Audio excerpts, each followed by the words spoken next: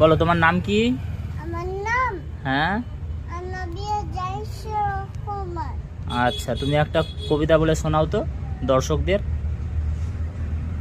একটা পোয়েম বলো তো, আমার ফেসবুক বন্ধুদের একটা পোয়েম বলে শোনাও। তুমি বলতে পারবে?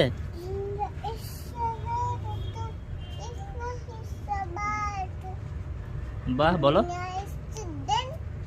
বাহ বলো, এদিকে তাকিয়ে বলো।